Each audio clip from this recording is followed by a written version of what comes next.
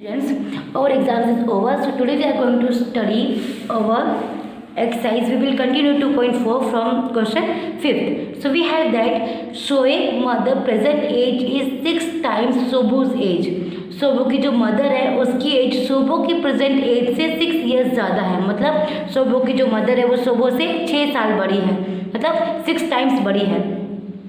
शोभो as 5 years from now. अब शोभो की as अभी से कितनी है?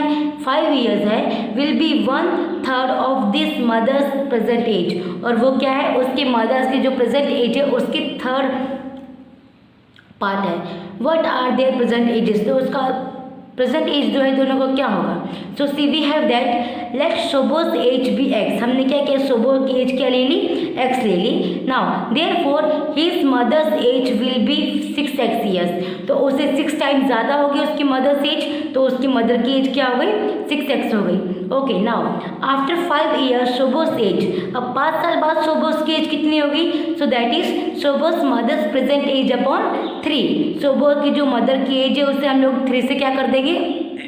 डिवाइड कर देंगे। सो x + 5 शोभोज की 5 साल बाद हो गई। मतलब x में 5 साल बाद प्लस कर देंगे तो वो उसकी 5 साल बाद की हो जाएगी as. Is equal 6x upon 3। 6x क्या है? शोभो की मदर की एज है और अपॉन 3 है। x + 5 इनको डिवाइड किया तो 2x आ गया। x यहाँ पे है, उधर जाकर क्या हो गया? माइनस हो गया। तो x कितने आ गया? 5। x क्या था? शोभोज की एज थी, यानी कि शोभो की एज कितनी आ गई? 5 आ गई। और 6x क्या थी? उसकी मदर की एज थी, तो 6 को x के साथ मल्टीप्लाई कर दिया, दैट इज 30। तो शोभो की मदर की एज कितनी आ गई? 30 आ गई। ओके, आप यहाँ तक देखिए, उसके बाद हम लोग आगे बढ़ते हैं। सब कुछ अच्छे से दिख रहा था। Okay, so next question we have that is 6th question, that is there is a narrow rectangular plot। यहाँ पे क्या एक नैरो रेक्टेंगुलर प्लॉट दिया गया है जिसमें क्या एक स्कूल के लिए उसे रिजर्व किया गया है। उसकी लेंथ और ब्रेथ है, उसका रेशियो दिया गया है, that is 11:4 eight the rate of ₹100 पर मीटर। और उसका रेट क्या है? पर मीटर 100 रुपीज़ है।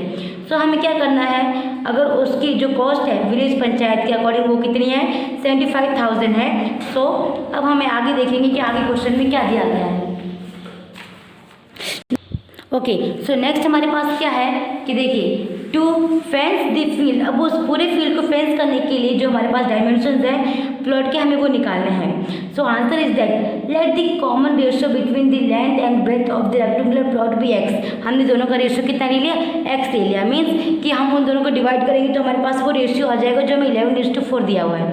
नाउ अब लेंथ और ब्रेथ क्या हो गई? 11x × 4 एंड 4x हो गई। ये लेंथ हो गई, ये ब्रेथ हो गई। नाउ पेरीमीटर क्या हो गया? 2 × लेंथ प्लस ब्रेथ है, ये रेक्टेंगुलर पेरीमीटर है इसीलिए। सो लेंथ 11x और ब्रेथ 4x। आंसर कितना आ गया? 11 + 4 कितना हो गया? 15 और 15 × 30। Answer is 30x। Now it is given that the cost of fencing the plot at the rate of ₹100 metre. अब इसमें क्या बोला गया है कि हमारे पास जो कॉस्ट है पर मीटर की वो कितनी है? 100 मीटर है। और वो पूरा टोटल कितना दिया गया है पूरे प्लॉट का? दैट इज 75,000 दिया गया है। सो 100 × पेरीमीटर इज इक्वल 75,000। अब पर मीटर है उसे उसका जो फेंसिंग का जो फील्ड है उससे मल्टीप्लाई कर देंगे, कितना एरिया है उसका, और टोटल कितना आ गया हमारा? इतना आ गया। तो हमारा पेरीमीटर कितना? 36x था, मल्टीप्लाई कर दिया तो 3000 आ गया। 3000 को उधर जाके डिवाइड कर दिया तो x कितना आ गया? 75 आ गया। और उसको 3 से डिवाइड किया तो x इज 25। अब लेंथ कितनी आ गई? 11 × 25 दैट इज 275 मीटर। और ब्रेथ क्या आ गई? 4x, यानी कि 4 × 25 इज इक्वल 100 मीटर। आप यहाँ तक देखिए, उसके बाद हम लोग आगे बढ़ते हैं।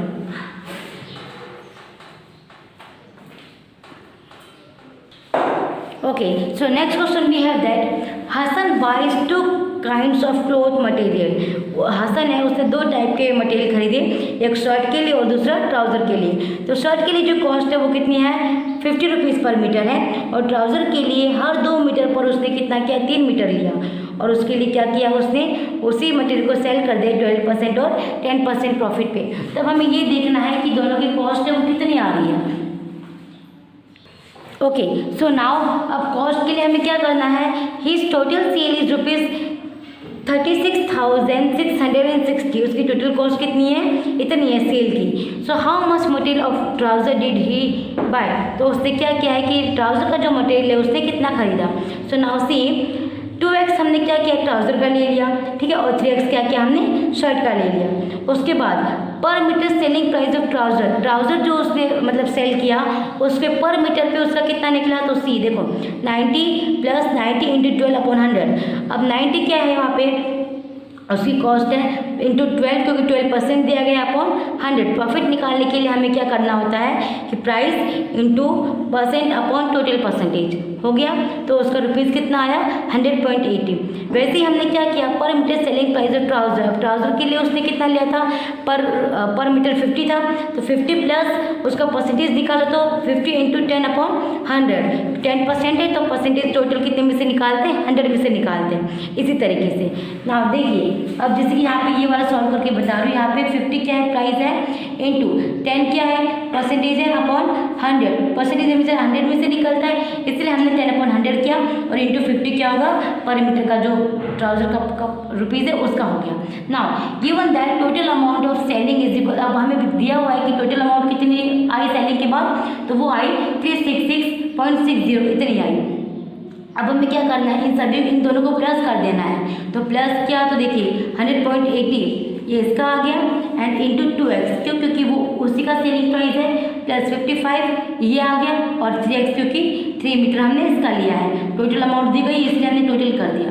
नाउ मल्टीप्लाई किए दोनों को, प्लस क्या, देन इसी को यहाँ से डिवाइड कर दे तो आंसर कितना आ गया, x कितना आ गया, 100 आ गया। तो ट्राउज़र का मटेरियल कितना लिया था, 2x लिया था, तो उसकी कॉस्ट तो उसने कितना ले लिया, 200 मीटर ले लिया। यहाँ पे ये खत्म होता है। नेक्स्ट क्वेश्चन हम लोग नेक्स्ट वीडियो में करेंगे। Thank you.